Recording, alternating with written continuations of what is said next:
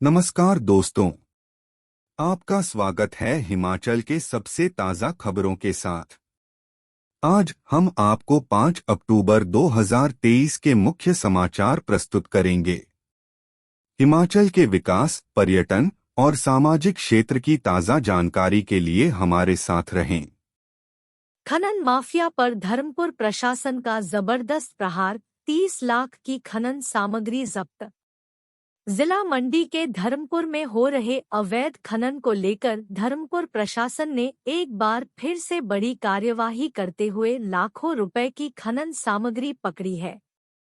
SDM Dharampur Rajendra Gautam सहित SHO Rajneesh Thakur व खनन निरीक्षक सोहन सिंह के नेतृत्व में की गई कार्यवाही में सोन बलियाड़ा जानदर खड्डों के किनारे लगे रेत, बजरी और बोल्डर को जब्त किया गया है। 2 दिन चली इस कार्यवाही में संधोल से लेकर धर्मपुर तक जब्त किए गए मॉल की कीमत 25 से 30 लाख की आकी गई है। एसडीएम ने बताया कि जब्त किए गए माल का एस्टीमेट। कुल्लू में चरस के साथ पकड़ा दिल्ली का युवक, हनुमान मंदिर जरी के पास पुलिस को मिली कामयाबी। कुल्लू पुलिस ने जरी के दिल्ली के युवक को 620 ग्राम चरस के साथ गिरफ्तार किया है। हुआ यूं कि पुलिस थाना कुल्लू के अंतर्गत जरी चौकी की टीम गश्त पर थी। इस दौरान बुजी मोड़ में हनुमान मंदिर के पास दिल्ली निवासी 36 वर्षीय संदीप के कब्जे से 620 ग्राम चरस बरामद हुई। पुलिस ने आरोपी के खिलाफ पुलिस थाना कुल्लू में मादक पदार्थ अधिनियम के तहत अभियोग दर्ज कर गिरफ्तार कर लिया है। एसपी कुल्लू साक्षी वर्मा ने खबर की पुष्टि की है। रात भर सड़क पर इंतजार में बैठे रहे शिक्षक, सुबह सीएम ने बातचीत के लिए बुलाया। रात भर सड़क पर इंतजार में बैठे एसएमसी शिक्षकों को सुबह मुख्यमंत्री सुखविंदर सिंह सुक्खू ने बातचीत के लिए बुलाया। एसपी शिमला के माध्यम से मुख्यमंत्री ने एमएमसी शिक्षकों के प्रतिनिधिमंडल को अपने आवास स्थान ओक ओवर बुलाया। इस दौरान एसएमसी शिक्षकों ने मुख्यमंत्री के समक्ष अपनी बात रखी।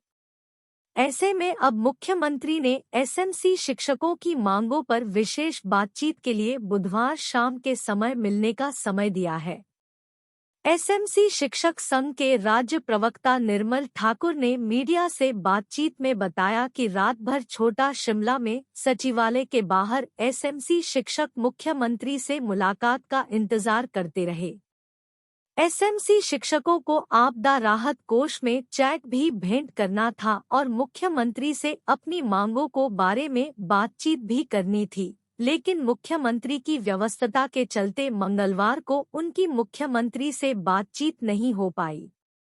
एमएमसी शिक्षक रात भर सड़क पर बैठक रही मुख्यमंत्री का इंतजार करते हैं। गौरतलब है कि एसएमसी शिक्षक पिछले काफी समय से नियमितीकरण की मांग कर रहे हैं। इसी मांग को लेकर मुख्यमंत्री से बुधवार शाम को एसएमसी शिक्षकों की सीएम से चर्चा होगी। जातियों के नाम पर बांटा जा रहा देश, बिहार की जातीय जनगणना पर बोले पूर्व सीएम शांता कुमार। प्रदेश के पूर्व मुख्यमंत्री एवं पूर्व केंद्रीय मंत्री शांता कुमार ने कहा कि बिहार सरकार ने लगभग 500 करोड़ रुपए खर्च करके जाति आधार पर जनगणना पूरी की है। इसकी रिपोर्ट भी प्रकाशित हो गई है। देश के सामने इस कारण एक बहुत बड़ा संकट खड़ा हो रहा है। उन्होंने कहा, प्रथम स्वतंत्रता संग्राम 1857 से अंग्रेज सरकार पूरी तरह से टूट गई थी। हजारों देशभक्तों को काला पानी भेजा गया। उसके बाद अंग्रेजों ने 2 निर्णय किए। ये थे भारत पर हमेशा राज करने के लिए हिंदू मुस्लिम के नाम पर लोगों को लड़ाना और जातियों के आधार पर देश को बांटना। वे भारत को इस प्रकार बांटना चाहते थे कि फिर कोई आजादी की बात न करे। बाद में गांधी जी के नेतृत्व में इसका प्रबल विरोध हुआ। 1931 में पहली बार जाति आधारित जनगणना की गई, परंतु प्रबल विरोध के कारण उसका परिणाम कभी देश को नहीं बताया गया। परंतु अंग्रेज धर्म के नाम पर पाकिस्तान बनाने में सफल हो गए। देश का बंटवारा हुआ, लाखों लोग मरे और करोड़ों विस्थापित हुए। उन्होंने कहा कर्नाटक प्रदेश ने भी एक बार जाति आधारित जनगणना करवाई थी, परंतु प्रबल विरोध के कारण उसका परिणाम कभी देश को नहीं बताया गया।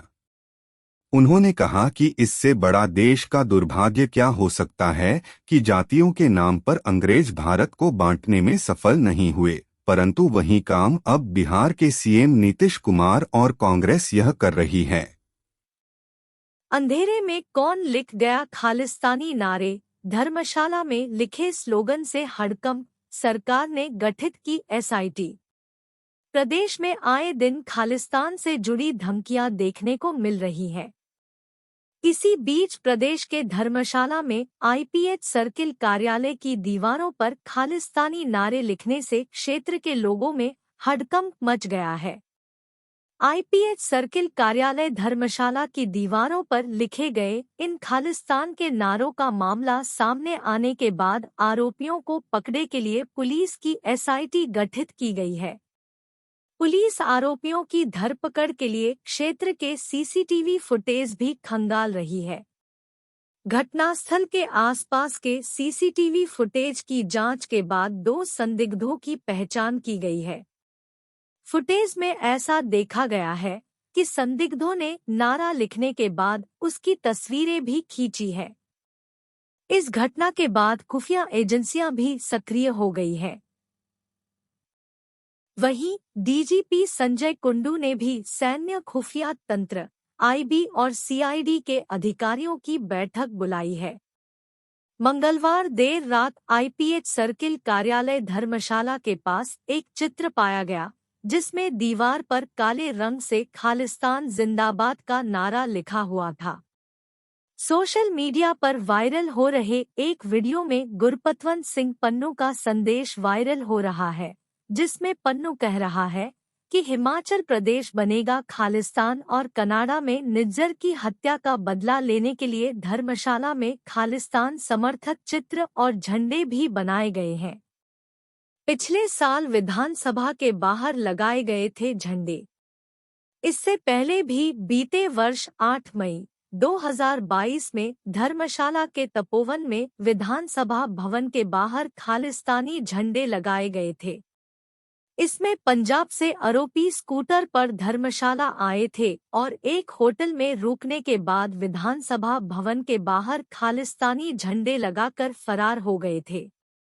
हालांकि पुलिस की एसआईटी ने कुछ दिनों बाद ही पंजाब के मोरिन से हरवीर सिंह और चमकौर साहिब के पास सैदपुर इलाके से परमजीत सिंह पम्मा को गिरफ्तार किया था। उसके बाद अब फिर से धर्मशाला में दीवारों पर खालिस्तानी नारे लिखने का मामला सामने आया है। इसमें 2 आरोपियों की पहचान सीसीटीवी फुटेज में हुई है। धर्मशाला बहुत सुंदर जगह है, कार्य करने को आकर्षक। राज्यसभा सांसद प्रो रीता बहुगुणा जोशी ने साझा किए विचार। धर्मशाला बहुत ही सुंदर जगह है और यह पर्यटन की दृष्टि से और कार्य करने के लिए बहुत ही आकर्षक स्थान है। ये शब्द गगल में लोकसभा और राज्यसभा के सांसदों की कन्वीनर राज्यसभा सांसद प्रोफेसर रीता बहुगुणा जोशी ने कहे। सांसद प्रो रीता बहुगुणा धर्मशाला में 3 से 5 अक्टूबर के बीच हिमाचल में केंद्रीय कार्यालयों की समीक्षा के लिए स्पाइस जेट के विमान से बुधवार सायं 5:05 बजे गगल हवाई अड्डे पर पहुंची। इस दौरान गगल हवाई अड्डे पर उनका स्वागत भारतीय विमानपत्तन प्राधिकरण सिविल हवाई अड्डा गगल के निदेशक धीरेन्द्र सिंह और केंद्रीय कार्यालयों से आए उच्च अधिकारियों द्वारा पुष्पगुच्छ देकर किया गया। सांसद प्रो रीता बहुगुणा ने कहा कि भारत देश की राजभाषा हिंदी है और साथ ही अंग्रेजी भाषा का भी उपयोग किया जाता है। उन्होंने कहा कि हम चाहते हैं कि हिंदी भाषा को बढ़ावा देने के लिए यह बैठक है और ऐसी सामान्य बैठकें होती ही रहती हैं। उन्होंने कहा कि जितने भी केंद्रीय कार्यालय हैं, उनमें हिंदी में कार्य कैसा हो रहा है, इस पर विचार विमर्श किया जाता है। उन्होंने कहा कि इसलिए सभी सांसद इस बैठक में भाग लेने के लिए आए हैं। किन्नौर लाहौल में बर्फानी तेंदुए का बसेरा, बढ़ रही स्नो लेपर्ड और काले भालुओं की आबादी, विभाग शुरू करेगा गिनती। हिमाचल में बर्फानी तेंदुआ और काले भालू की संख्या लगातार बढ़ रही है। यह खुलासा विशेष अभियान के बाद सामने आई गिनती के बाद हुआ है। स्नो लेपर्ड की संख्या लाहौल स्पीति और किन्नौर के अधिक ऊंचाई वाले इलाकों में तेजी से बढ़ी है। 2020 में पूरी हुई गिनती के समय स्नो लेपर्ड की संख्या 73 थी और अब वन्य प्राणी विभाग अगले साल से दोबारा स्नो लेपर्ड की गिनती शुरू करेगा और आगामी 2 सालों में सही आंकड़ा सामने आ जाएगा, जबकि काले भालू प्रदेश के घने जंगलों में देखे गए हैं। काले भालुओं की खोज के लिए वन्य प्राणी विभाग ने special animal protection of India spy के तय नियमों के अनुसार कर रहा है।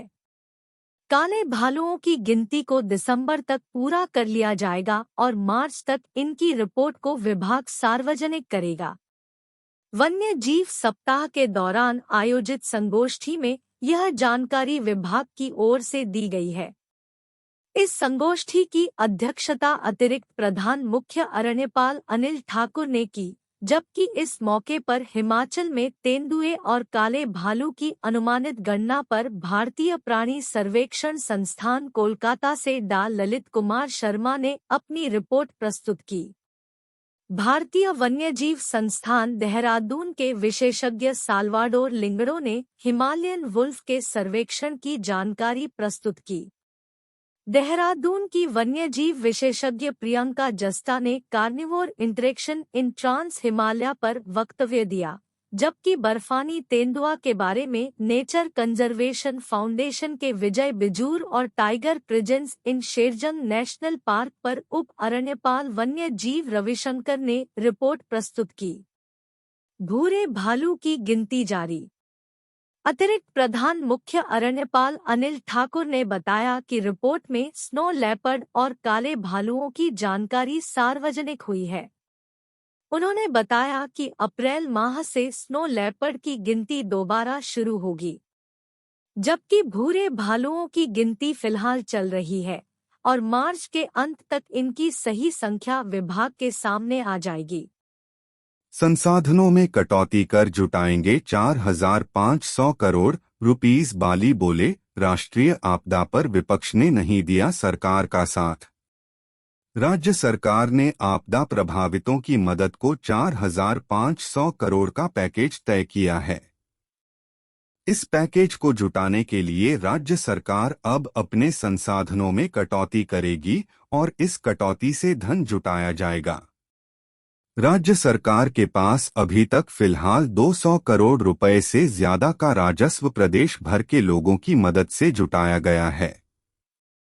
आपदा राहत कोष में 100 करोड़ रुपए और जुटने की संभावना है, जबकि बचे हुए 4,200 करोड़ जुटाने को राज्य सरकार अपने स्तर पर मुहिम चलाएगी। यह बात पर्यटन विकास निगम के चेयरमैन RS बाली ने कही। उन्होंने कहा कि राज्य सरकार ने राष्ट्रीय आपदा घोषित करने के लिए मानसून सत्र में प्रस्ताव सदन में लाया था, लेकिन विपक्ष ने इस प्रस्ताव का समर्थन नहीं किया। उन्होंने बताया कि केंद्र सरकार से मदद आने में देरी के बाद राज्य सरकार ने अपने स्तर पर मानसून राहत पैकेज का ऐलान किया है और यह पैकेज 4,500 करोड़ रुपए का है।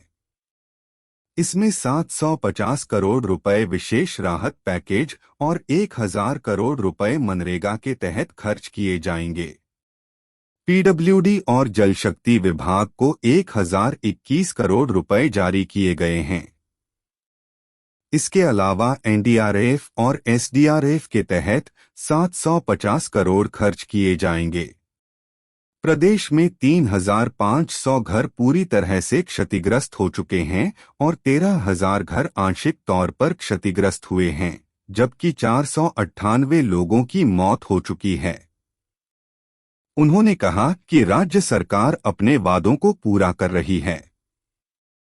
ओल्ड पेंशन भी जारी कर दी है और दूसरे वादे भी पूरे किए जा रहे हैं।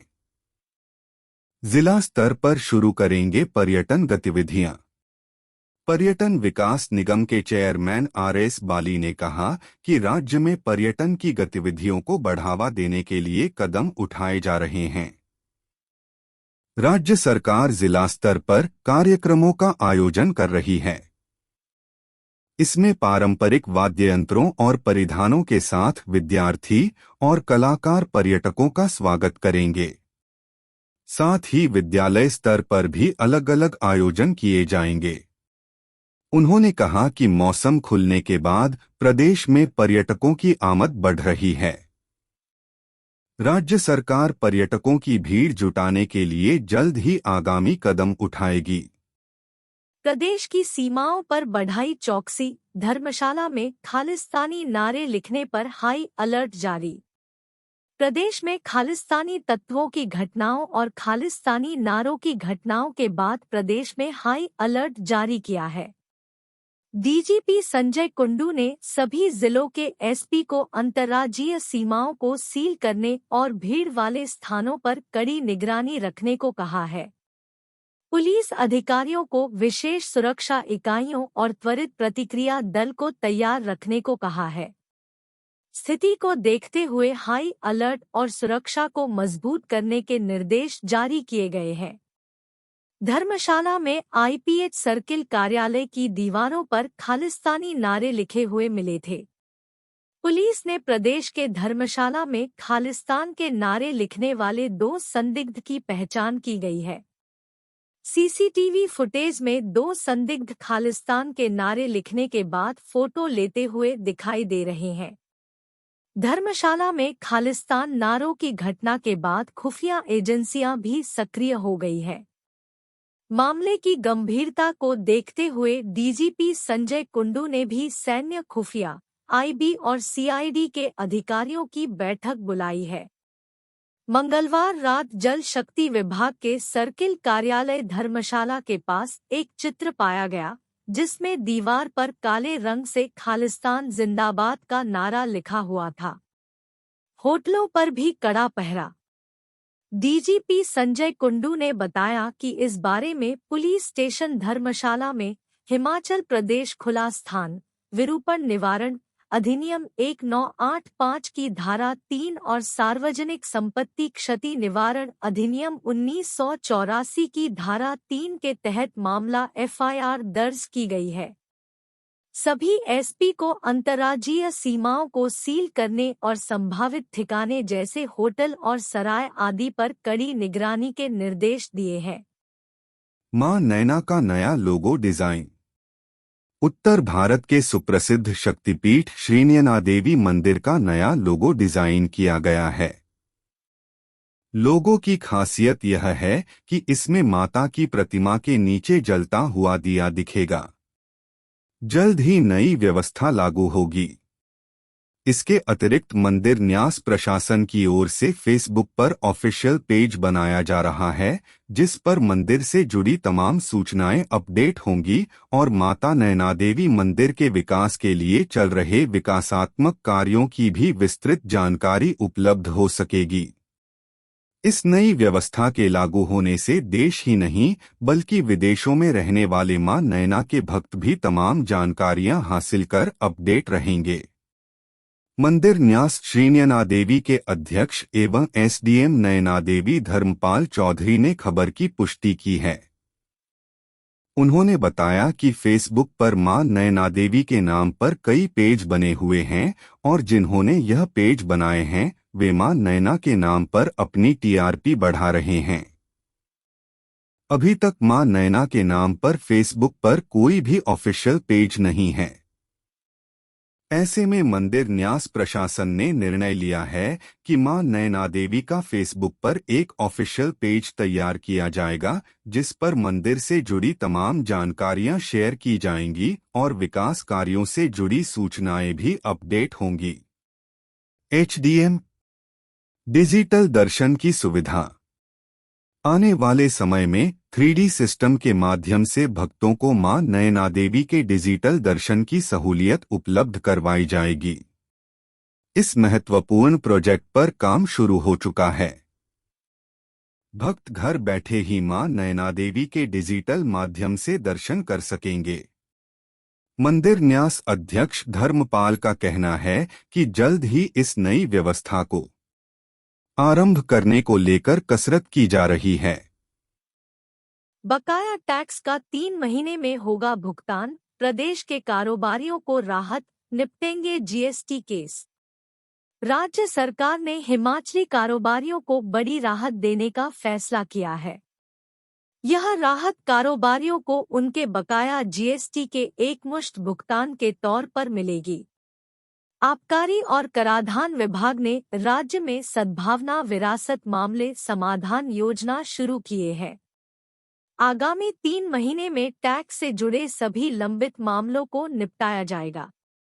प्रदेश में यह योजना 31 दिसंबर तक चलेगी। इसका सबसे बड़ा फायदा राज्य सरकार को भी होगा। इस योजना के माध्यम से राजस्व में भी बढ़ोतरी होगी। योजना में लंबित मामलों में बिना अतिरिक्त शुल्क वसूले जीएसटी के पुराने मामलों का निपटारा होगा। इस बारे में आबकारी विभाग के प्रधान सचिव भरत खेड़ा ने अधिसूचना जारी कर दी है। 1 अक्टूबर से 31 दिसंबर तक लंबित मामलों को इस अवधि के दौरान निपटाया जाएगा। ये देनदारियों सेटलमेंट फीस के माध्यम से चुकाई जा सकेंगी। योजना का मुख्य उद्देश्य राज्य की आय में बढ़ोतरी करना है। नहीं भरना होगा जुर्माना। आवेदक को अतिरिक्त एरियर या जुर्माने का भुगतान नहीं करना पड़ेगा। इस दौरान कारोबारियों को लाभ उठाने के लिए टैक्स की देनदारी की गणना कर सेटलमेंट फीस देकर पुराने टैक्स का भुगतान करना होगा। इसके बाद सभी दस्तावेजों के साथ आबकारी और कराधान विभाग कार्यालय में आवेदन करना होगा। विभाग आवेदन पत्र और दस्तावेजों की जांच कर फीस तय करेगा और फीस का भुगतान होने के बाद कारोबारी को प्रमाण पत्र जारी कर दिया जाएगा। खास बात यह है कि योजना का लाभ केवल हिमाचल के कारोबारियों को ही मिलेगा। चीन में बढ़ी बुद्ध को मानने वालों की संख्या, धर्मगुरु दलाई लामा ने मकलोडगंज में अनुयायियों को दी शिक्षा। तिब्बती धर्मगुरु दलाई लामा ने कहा कि चीन में आज के समय बौद्ध विहार और गौतम बुद्ध को मानने वालों की संख्या निरंतर बढ़ रही है। एक समय में चीन में इनकी संख्या में कमी आई थी। उन्होंने कहा कि चीन के लोगों के साथ कई वर्षों से हमारा कर्मों का संबंध रहा है। ये शब्द दलाई लामा ने बुधवार को मकलोडगंज स्थित मुख्य मंदिर में ताइवानी बौद्ध संघ के अनुरोध पर आर्य अवलोकितेश्वर पर प्रवचन देते हुए कहे। उन्होंने कहा कि चीन के बहुत सारे संकुचित विचारधारा मानने वालों की वजह से तिब्बत में धर्म और अभ्यास को रोक दिया गया था। ग्लोबल सिटी मकलोडगंज में बुधवार को स्वास्थ्य ठीक होने के बाद बुधवार को बौद्ध धर्मगुरु दलाई लामा ने देश विदेश से आए अनुयायियों को प्रवचन किया। इस दौरान उन्होंने कहा कि चीन में आज भी बौद्ध धर्म को मानने वाले काफी लोग हैं। उन्होंने कहा कि चीन में नीति और व्यवस्था का बदलाव हो रहा है। दलाई लामा ने कोडरू वीसमैन और कैटलिन कारिको को पत्र लिखकर चिकित्सा में इस वर्ष का नोबेल पुरस्कार जीतने पर उन्हें बधाई दी। साथ ही सिक्किम के मुख्यमंत्री प्रेम सिंह तमांग को लिखे एक पत्र के माध्यम से दलाई लामा ने सिक्किम में हुई जानमाल की हानि और संपत्ति की व्यापक क्षति पर दुख व्यक्त किया। अब 1000 रुपए में मिलेगा जल शक्ति विभाग के रेस्ट हाउस में कमरा, ऑनलाइन बुकिंग को 50% रूम आरक्षित। जल शक्ति विभाग में अब विश्राम गृह होटल की तर्ज पर बुक होंगे। यह बुकिंग 50 से 50 के आधार पर होगी। 50% ऑनलाइन और इतने की ऑफलाइन बुक हो पाएंगे। जल शक्ति विभाग ने ऑनलाइन बुकिंग पर कमरे का किराया 1000 रुपए निर्धारित किया है। ऐसे में कोई भी व्यक्ति जरूरत के हिसाब से इन कमरों की बुकिंग कर सकता है। कमरों की बुकिंग हिम अतिथि पोर्टल के माध्यम से ऑनलाइन की जा सकेगी। जल शक्ति विभाग के पास विश्राम गृह के अलावा इंस्पेक्शन हट और किसान भवन को भी शामिल कर लिया है। प्रदेश भर में जल शक्ति विभाग ने 87 विश्राम गृह के अलावा इंस्पेक्शन हट और किसान भवन को सूची में रखा गया है। इनमें 333 कमरे हैं। इनमें से 165 से अधिक कमरों की बुकिंग आसानी से घर बैठे हो पाएगी। विश्राम गृहों की बात करें तो सबसे ज्यादा विश्राम गृह मंडी में है। मंडी से जल शक्ति विभाग ने 26 रेस्ट हाउस, चंबा में 13, कांगड़ा में 9, किन्नौर में 8, ऊना में 6 जबकि शिमला, सोलन और सिरमौर में 5-5, लाहौल स्पीति में 4, हमीरपुर, कुल्लू और बिलासपुर में 2-2 रेस्ट हाउस शामिल है। 10 महीने बीते पर वादे पूरे नहीं, घनश्याम शर्मा बोले, निराशाजनक रहा राज्य सरकार का कार्यकाल। प्रदेश की कांग्रेस सरकार का अब तक का लगभग 10 माह का कार्यकाल निराशाजनक रहा है और कर्मचारियों सहित हर वर्ग को निराशा ही मिली है।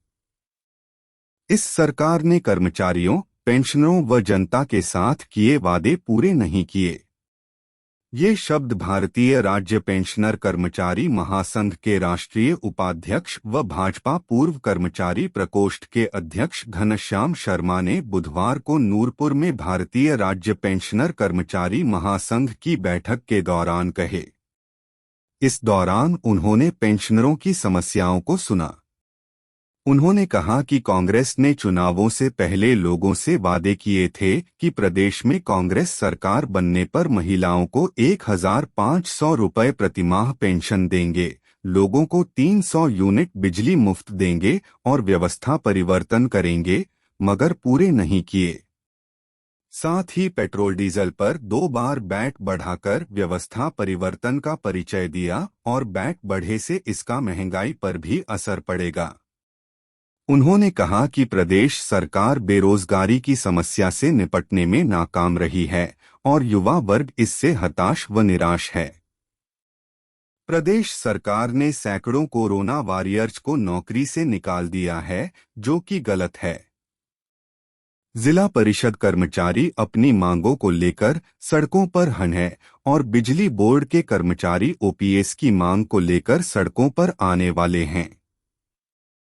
शिमला के आढ़ती से 12 लाख रुपए की ठगी, यूपी के सेब कारोबारी ने लगाई चपत, अब पैसे देने में कर रहा आनाकानी। सेब खरीदकर आढ़ती के पैसे न चुकाने पर उत्तर प्रदेश के एक कारोबारी के खिलाफ शिमला में धोखाधड़ी का मामला दर्ज हुआ है। 12,22,400 रुपए के बकाया राशि का भुगतान कारोबारी पिछले 2 सालों से नहीं कर रहा है। पुलिस ने शिकायत के आधार आईपीसी की धारा 420 के तहत कुमारसेन थाना में मामला दर्ज कर लिया है। आरोपी को पुलिस पूछताछ के लिए तलब करेगी। यदि वह जांच में सहयोग नहीं देता तो पुलिस यूपी जाएगी। पुलिस को दी शिकायत में मान सिंह ठाकुर ने कहा कि वह सेब का कारोबार करते हैं। उनकी नारकंडा के कैंथला मोड़ के पास आढ़त है। वर्ष 2021 में सचिन पुत्र हरि सरकार निवासी 123 नॉर्थ जहानाबाद राय बरेली उत्तर प्रदेश को 58,92,417 के सेब बेचे थे। ट्रकों से यह सेब भेजा गया था। अभी तक उक्त कारोबारी ने उनके 12,22,400 रुपए नहीं लौटाए हैं। एएसपी शिमला सुनील नेगी ने बताया कि सेब खरीद पर कारोबारियों के साथ ठगी का मामला आया है। इसकी जांच की जा रही है। गोपालपुर जो शिफ्ट हुआ तो खुले टूरिज्म प्रोजेक्ट 1992 में शांता कुमार ने शुरू करवाया था चिड़िपाघर। गोपालपुर से चिड़िपाघर के शिफ्ट होने की अटकलों का बाजार गर्म होने के बाद इसका जबरदस्त विरोध होने लगा है। हालांकि कई वर्षों से स्थापित इस गोपालपुर के चिड़िपाघर के विस्तारीकरण को नया रूप नहीं दिया जा सका है। कई सैलानी यहां से मायूस होकर लौटते हैं। बताते चलें कि 1992 में जब शांता कुमार ने दूसरी बार मुख्यमंत्री का ओहदा हासिल किया तो उस समय इस इलाके को पर्यटन से जोड़े के लिए प्राकृतिक चेतना केंद्र यानी चिड़िपाघर की स्थापना की गई थी, लेकिन अनेक कोशिशों के बावजूद यह चिड़िपाघर अपने सही वजूद को हासिल नहीं कर सका। बहुआयामी पर्यटन की दृष्टि से गोपालपुर का यह चिड़िपाघर एक विशाल चिड़िपाघर के रूप में तब्दील नहीं हो सका। सरकारें बदलती रहीं, लेकिन इस चिड़िपाघर की दशा नहीं बदली। यह चिड़िपाघर अपनी दुर्दशा देखकर वजूद को तलाशता रहा। इस प्राकृतिक चेतना केंद्र में रखे जानवरों को बनखंडी के प्रस्तावित चिड़िपाघर में स्थानांतरित करने की योजना का इलाके में भारी विरोध हो रहा है। लोगों का कहना है कि अगर इस चिड़िपाघर को शिफ्ट करना है तो इस जगह पर कोई बड़ा टूरिज्म का प्रोजेक्ट खोला जाए ताकि इलाके के लोगों को लाभ पहुंच सके। धौलाधार के आंचल में वेडिंग डेस्टिनेशन या आधुनिक मनोरंजन पार्क विकसित होने की प्रबल संभावनाएं हैं। सरकार आधुनिक मनोरंजन पार्क की स्थापना के बाद चिड़िपाघर को शिफ्ट करे, अन्यथा विरोध की चिंगारी शोला बन सकती है। एचडीएम शहीद के नाम पर खुले पर्यटन केंद्र। कारगिल युद्ध के तीसरे नायक शहीद राकेश कुमार के नाम पर यहां पर कोई पर्यटन केंद्र खोलने की मांग गोपालपुर में अब जोर से उठने लगी है। कई समाज सेवी संस्थाएं चिड़िपाघर के शिफ्ट करने के विरोध में अपनी आवाज बुलंद करने लगी हैं। हिमाचल में गिरा सड़क हादसों का ग्राफ। पिछले वर्ष की तुलना में इस साल 4.56% घटी मृत्यु दर, घायल भी हुए कम। हिमाचल प्रदेश में सड़क हादसों का ग्राफ कम रहा है। पिछले वर्ष की तुलना में इस वर्ष अब तक कम सड़क हादसे हुए हैं। इन सड़कों हादसों में मरने वालों की संख्या भी पिछले साल के मुकाबले कम है, तो वहीं घायलों की संख्या में भी कमी है। परिवहन विभाग द्वारा सड़क हादसों को रोकने के लिए कई प्रयास किए जा रहे हैं। इन प्रयासों का ही नतीजा है कि प्रदेश में सड़क हादसों की संख्या पिछले 8 महीनों में कम हुई है। प्रदेश में जनवरी से अगस्त माह तक 1399 दुर्घटनाओं में 564 लोगों की मौत हुई है, वहीं 2344 लोग घायल हुए हैं, लेकिन यह आंकड़ा पिछले वर्ष यानी वर्ष 2022 के मुकाबले कम है। विभाग द्वारा किए गए आकलन के अनुसार पिछले वर्ष के मुकाबले इस वर्ष सड़क दुर्घटनाओं में 4.17% की कमी आई है। वहीं दुर्घटनाओं में मरने वालों की संख्या में भी 4.56% की कमी आई है। इसी प्रकार घायलों की संख्या में भी 7.42% की कमी दर्ज की है। विभाग के सड़क सुरक्षा प्रकोष्ठ के अधिकारियों का कहना है कि हिमाचल एक पहाड़ी राज्य है और कठिन भौगोलिक स्थिति के कारण यहाँ की सड़कों भी घुमावदार है, लेकिन सही तरीकों से नियमों का पालन न करने के कारण वह अपना अनमोल जीवन खो देते हैं। प्रदेश भर में आने वाले समय में जागरूकता कार्यक्रम आयोजित किए जाएंगे। इसमें सभी की सहभागिता सुनिश्चित की जाएगी। उन्होंने प्रदेश में सभी वाहन चालक नियमों का पालन करें, सावधानी बरते तो हादसे कम हो सकते हैं। एम्बुलेंस भी खरीदेगा विभाग। प्रदेश में सड़क हादसों के घायलों को तुरंत अस्पताल पहुंचाने के लिए परिवहन विभाग की ओर से एम्बुलेंस भी खरीदी जाएगी। यह एम्बुलेंस सड़क हादसों के घायलों को पहुंचाने के लिए ही समर्पित होगी।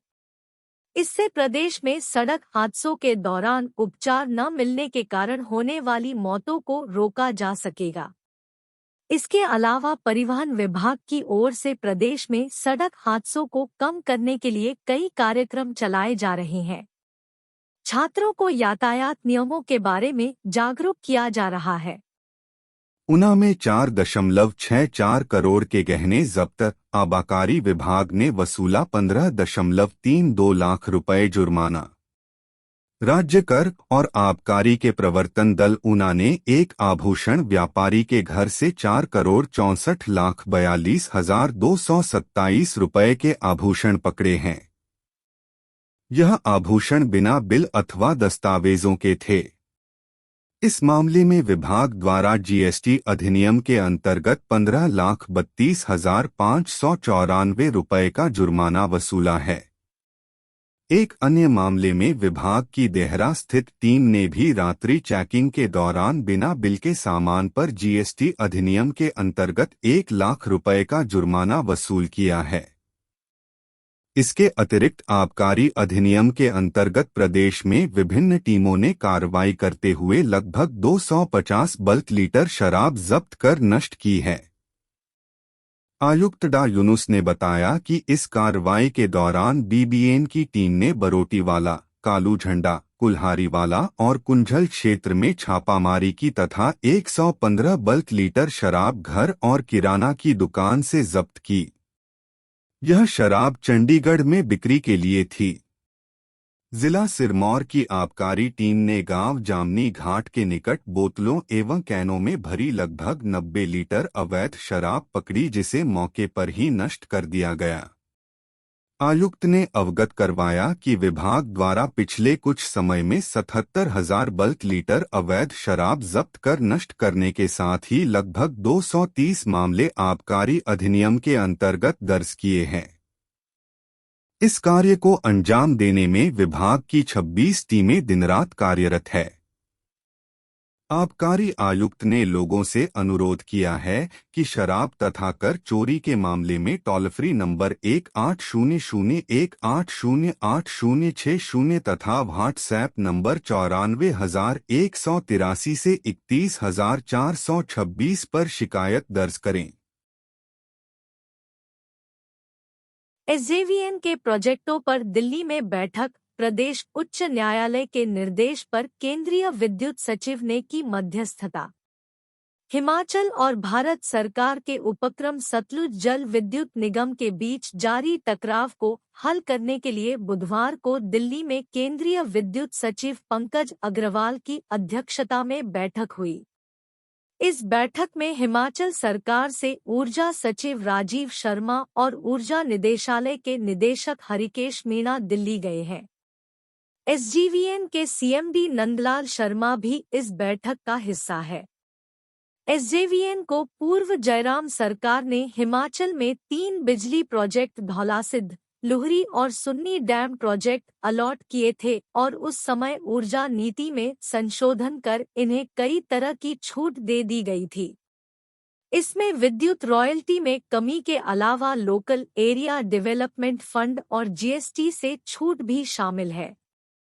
सुक्खू सरकार ने ऊर्जा नीति को बदलकर पूर्व सरकार के दौरान दी गई छूट खत्म कर दी गई। अब नई सरकार नई शर्तों पर इम्प्लीमेंटेशन एग्रीमेंट करने के लिए एसजेवीएन को कह रही है। इसके लिए एसजेवीएन राजी नहीं है। सरकार की तरफ से इन प्रोजेक्टों को वापस लेने का नोटिस देने के बाद एसजेवीएन इस मामले को लेकर हाई कोर्ट में गया। हाई कोर्ट ने आगामी आदेशों तक राज्य सरकार पर कोई बड़ी कार्रवाई करने से बंदिश लगाते हुए भारत सरकार को इस मामले में हस्तक्षेप करने को कहा। इसके बाद अब दिल्ली में यह बैठक बुलाई गई थी। हाई कोर्ट में अगली सुनवाई में कोर्ट के सामने ही इस बैठक की रिपोर्ट भी रखी जाएगी। वाटर सेस के बिल जारी। दूसरी तरफ राज्य सरकार ने वाटर सेस कमीशन बनते ही हिमाचल में बिजली बना रही सभी कंपनियों को जल उपकार के बिल जारी कर दिए हैं। संशोधित रेट लिस्ट के अनुसार ये बिल जारी हुए हैं और 1 महीने के अंदर पैसा जमा करवाने को कहा है। करीब 172 बिजली कंपनियों को ये बिल गए हैं। इनमें से अधिकांश हिमाचल हाई कोर्ट में राज्य सरकार के इस फैसले को पहले ही चुनौती दे चुकी है और अब कोर्ट केस लड़ रहे हैं।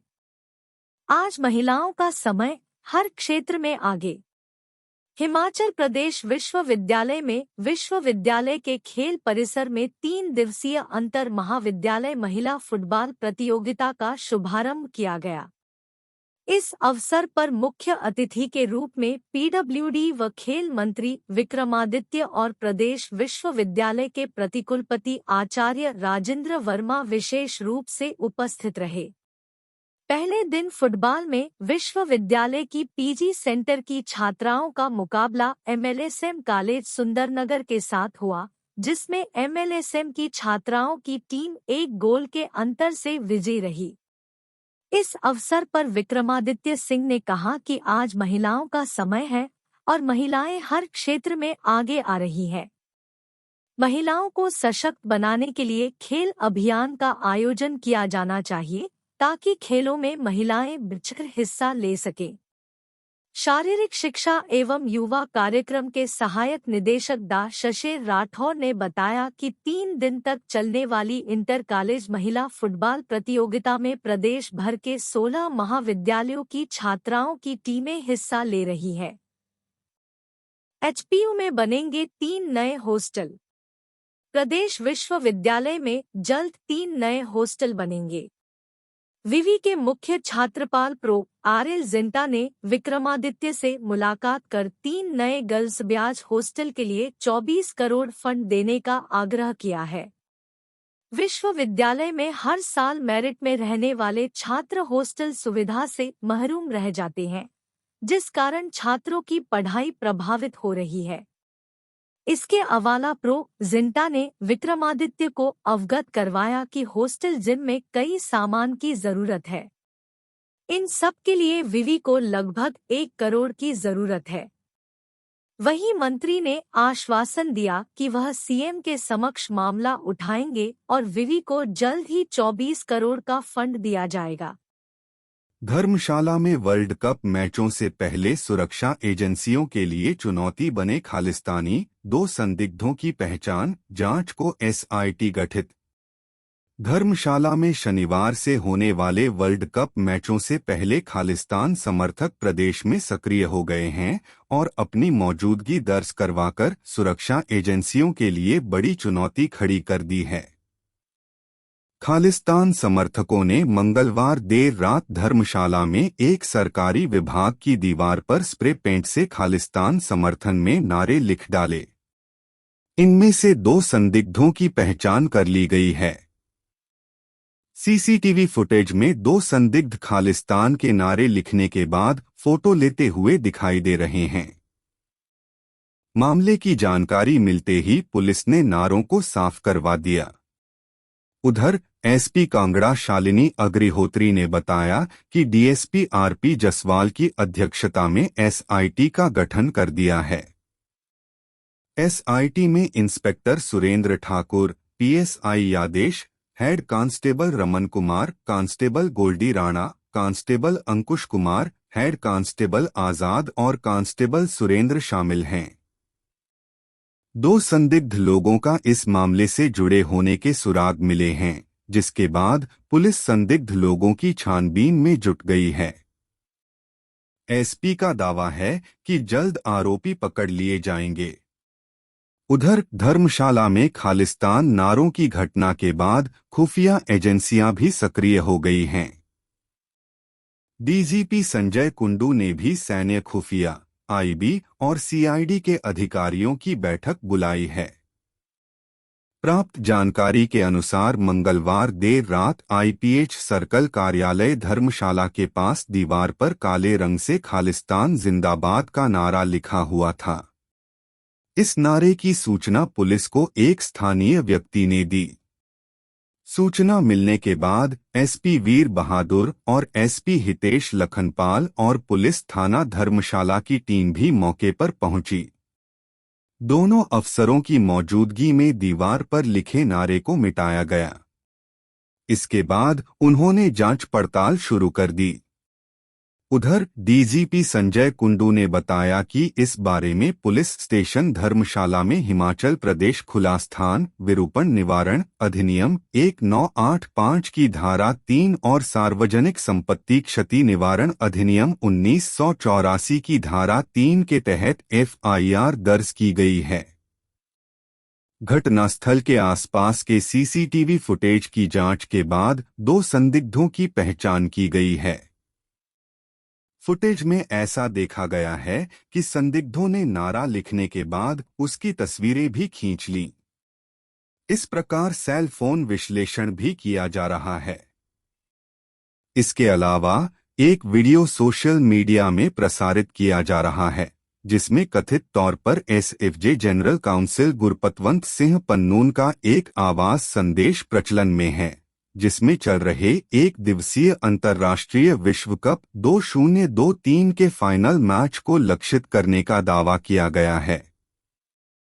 इसमें हिमाचल प्रदेश बनेगा खालिस्तान का उल्लेख है और कनाडा में निज्जर की हत्या का बदला लेने के लिए धर्मशाला में खालिस्तान समर्थक चित्र और झंडे भी बनाए गए हैं।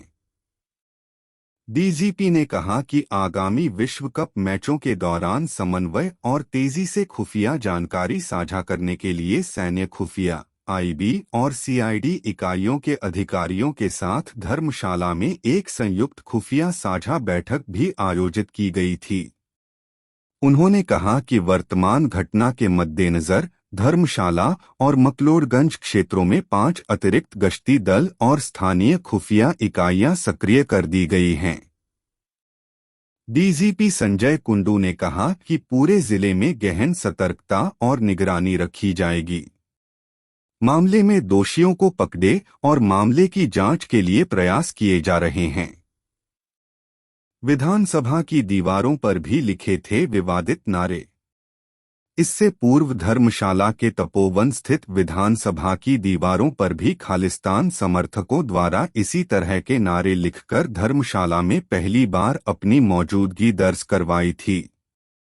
हालांकि बाद में इस मामले की जांच पड़ताल के बाद आरोपियों को पुलिस ने पंजाब से पकड़ लिया था और उनको गिरफ्तार कर धर्मशाला लाया गया था। सड़क रेलवे ट्रैक के लिए चाहिए 384 कनाल भूमि। औद्योगिक क्षेत्र जीतपुर बेहड़ी में प्रस्तावित हिंदुस्तान पेट्रोलियम कॉरपोरेशन लिमिटेड के इथेनॉल प्लांट तक सड़क व रेलवे ट्रैक पहुंचाने के लिए करीब 384 कनाल भूमि का अधिग्रहण तो होगा ही, बल्कि इसके लिए आवासीय परिसर व व्यापारिक प्रतिष्ठान भी हटाने पड़ेंगे। राजस्व विभाग द्वारा सड़क निर्माण व रेलवे ट्रैक के लिए जो भूमि चिन्हित की गई है उसमें 2 रिहायशी मकान, 4 दुकानें, डेयरी फार्म, पोल्ट्री फार्म, एक औद्योगिक शेड व एक क्रशर उद्योग को भी हटाना पड़ सकता है। फिलहाल भूमालिकों व प्रशासन के बीच हुई वार्ता में भूमि के दाम का पेंच फंसा हुआ है। रेट तय होने पर अधिग्रहण हुआ तो रोजगार प्रदान करने वाले कई प्रतिष्ठान भी हटेंगे। सरकार 500 करोड़ के निवेश के साथ इथेनॉल प्लांट की स्थापना को लेकर उत्साहित है। इसके लिए पहले ही उद्योग विभाग की भूमि इथेनॉल प्लांट को आवंटित कर दी गई है, जबकि रिजर्व पूल की भूमि का पूल बदलकर इसे भी इथेनॉल प्लांट के नाम करने की तैयारी चल रही है। इथेनॉल प्लांट की स्थापना में सबसे बड़ी बाधा इसे चौड़े सड़क से जोड़े के साथ प्लांट तक रेलवे ट्रैक पहुंचाने की है। एचडीएम भू अधिग्रहण के लिए बनाई कमेटी। भू अधिग्रहण के लिए प्रदेश सरकार द्वारा एडीसी महेंद्र पाल गुर्जर की अगुवाई में एक कमेटी का गठन किया है और राजस्व विभाग द्वारा भूमि चिन्हित भी कर ली गई है। 112 कनाल भूमि का चयन सड़क निर्माण के लिए किया है तो करीब 272 कनाल भूमि का चयन रेलवे ट्रैक के लिए किया है। सबसे बड़ी परेशानी इस भूमि में आने वाले रिहायशी भवन व व्यापारिक प्रतिष्ठान है। अगर भू अधिग्रहण सिरे चढ़ा तो जीतपुर बेहड़ी के 2 रिहायशी मकान मालिकों को विस्थापन का दंश झेलना पड़ेगा, जबकि 4 दुकानदारों को भी अपनी दुकानें बदलनी पड़ेंगी। मालिकों को देंगे उचित मुआवजा। डेयरी फार्म का व्यवसाय अपनाने वाले एक व्यक्ति का डेयरी फार्म भी शिफ्ट होगा तो एक पोल्ट्री फार्म के साथ एक उद्योग का शेड भी हटाना पड़ेगा। यही नहीं बल्कि जीतपुर बेहड़ी में ही स्थापित एक क्रशर उद्योग को भी वहां से हटाना पड़ सकता है। इसके बाद ही इथेनॉल प्लांट की स्थापना का मार्ग प्रशस्त होगा।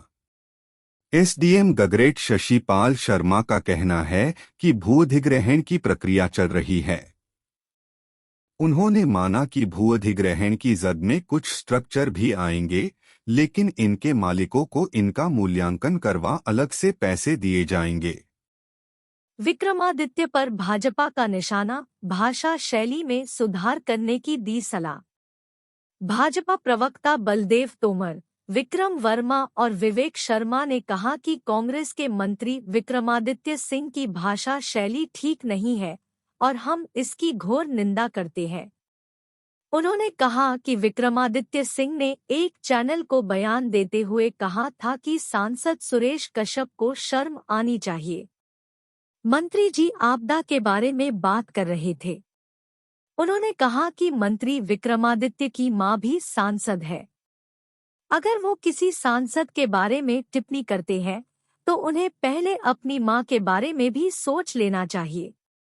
शायद मंत्री जी यह भूल गए हैं कि सांसद सुरेश कश्यप ने हिमाचल की आवाज केंद्र तक अनेकों बार पहुंचाई है। वैसे तो यह जायज है, शायद निंदा करने वाले की याददाश्त कमजोर ही होती है। सुरेश कश्यप ने रेल मार्ग, सड़क, टनल निर्माण के लेकर प्रधानमंत्री आवास योजना के मकान और आपदा राशि के लिए केंद्र से सैकड़ों बार गुहार लगाई है और उस पर केंद्र सरकार ने एक्शन भी लिया। उन्होंने हम अफसोस है कि प्रदेश के 5 नगर निगम सहित 60 शहरी निकायों को 50% ग्रांट इन एड वापस करनी होगी। इससे त्रासदी के बाद पुनर्वास की योजनाएं बनाने में लगे शहरी निकायों की परेशानी बढ़ गई है। निदेशक शहरी विकास विभाग ने नगर निगम के आयुक्त, नगर परिषद के कार्यकारी अधिकारी व नगर पंचायतों के सचिवों को पत्र लिखकर ग्रांट वापस करने के निर्देश दिए हैं। छठे राज्य वित्त आयोग द्वारा जुलाई माह में सभी शहरी निकायों को करीब 153.64 करोड़ रुपए की ग्रांट इन एड जारी की थी। इसमें से 76.82 करोड़ रुपए वापस करने होंगे। ग्रांट इन एड मिलने से शहरी निकायों ने विभिन्न विकास की योजनाएं बनाकर बजट भी जारी कर दिया था। ऐसे में 50% ग्रांट इन एड को वापस करना अब उनके लिए मुश्किल हो गया है। अगर मंत्री विक्रमादित्य सिंह में दम होता तो कांग्रेस के इस नकारात्मक काम को रोक कर बताते। कुल्लू पहुंचे डिप्टी सीएम मुकेश अग्निहोत्री, कल सिस्सू से रैली ऑफ हिमालय को दिखाएंगे हरी झंडी। उपमुख्यमंत्री मुकेश अग्निहोत्री गुरुवार से लाहौल के दौरे पर हैं। वहीं बुधवार शाम को उपमुख्यमंत्री मुकेश अग्निहोत्री कुल्लू पहुंचे। यहां पहुंचने पर सीपीएस सुंदर सिंह ठाकुर और प्रशासन ने उनका स्वागत किया। वहीं सर्किट हाउस कुल्लू में उनसे मिलने के लिए लोग पहुंचे और समस्याएं रखी। वहीं इस दौरान दशहरा तैयारियों की अपडेट भी ली। इस मौके पर सीपीएस सुंदर सिंह ठाकुर, एपीएमसी अध्यक्ष राम सिंह मियां, उपायुक्त कुल्लू आशुतोष गर्ग सहित अन्य प्रशासनिक अधिकारी मौजूद रहे। वहीं इसके बाद रात्रि डिनर उप मुख्यमंत्री ने सेऊबाग में कांग्रेस नेता रोहित वत्स धामी के घर किया। यहां पर भी उनका जोरदार स्वागत किया गया। गुरुवार को मनाली से उप मुख्यमंत्री लाहौल के निकलेंगे। जनजातीय जिला लाहौल स्पीति के सिस्सू से हिमाचल प्रदेश सरकार के उप मुख्यमंत्री मुकेश अग्निहोत्री रैली ऑफ हिमालय को हरी झंडी दिखाएंगे। राहत पैकेज जब तक पात्रों तक नहीं पहुंचेगा तब तक नहीं है किसी को भरोसा, जयराम ठाकुर।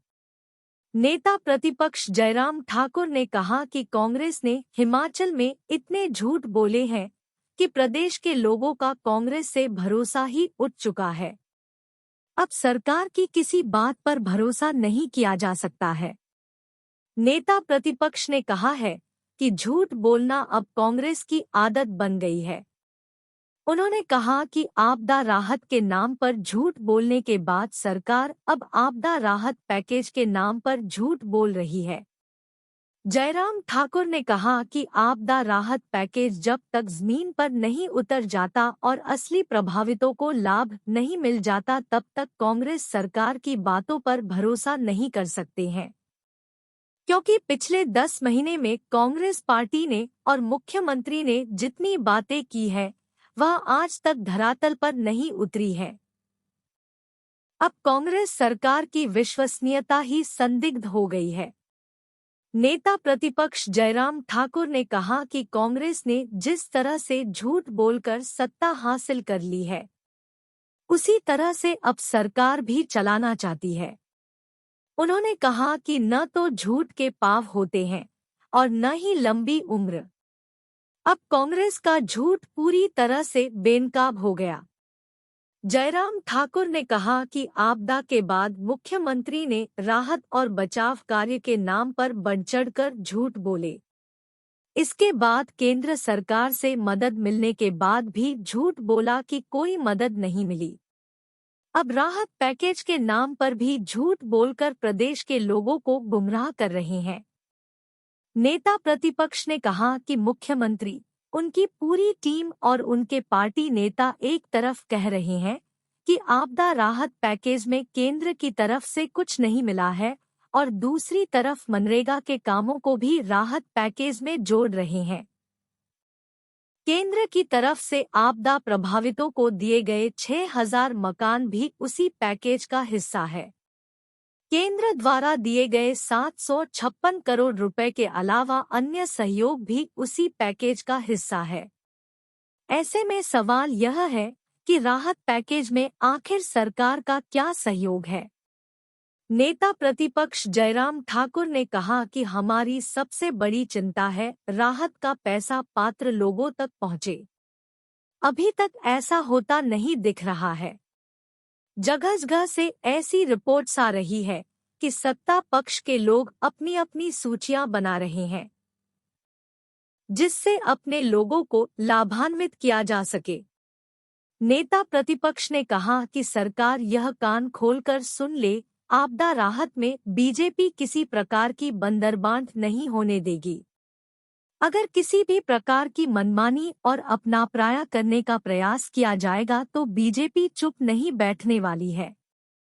जयराम ठाकुर ने कहा कि आपदा के दिन से अभी तक मैं प्रदेश के विभिन्न इलाकों में निरंतर जा रहा हूं।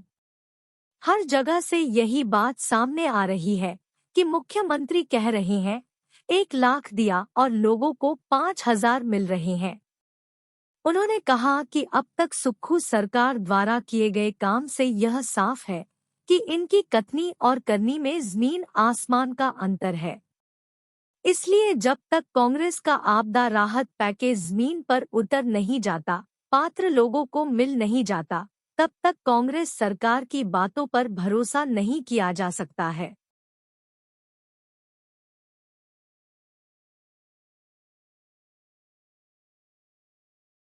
हम अपने राज्य के विकास में योगदान देने में गर्व महसूस करते हैं और हमें उम्मीद है कि आने वाले दिनों में हमें और भी अच्छी खबरें मिलेंगी। इन खबरों को अधिक लोगों तक पहुंचाने के लिए कृपया हमारा कंटेंट साझा करें, हमारे चैनल को सब्सक्राइब करें और अपडेट के लिए हमें फॉलो करें। इसके अलावा बेझिझक अपने विचार कमेंट्स में साझा करें और आइए बातचीत में शामिल हों। आपका सहयोग हमें और भी बेहतर काम करने में मदद करेगा। धन्यवाद।